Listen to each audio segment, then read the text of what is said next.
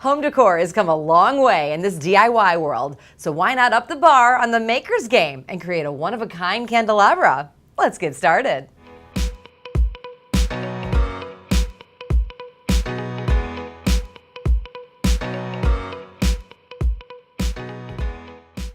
You'll need a flat-top candlestick, PVC pipes, a PVC joint, and PVC corners, and a PVC pipe cutter, 5 small saucers, heavy-duty glue, gemstones, beads, crystals, and any embellishments you like. First, cut your PVC pipe into 4 arms. Next, glue the inside of the PVC pipe into the joint so all 4 pieces are secure and even. Next, glue the PVC corners onto the 4 ends of the pipes.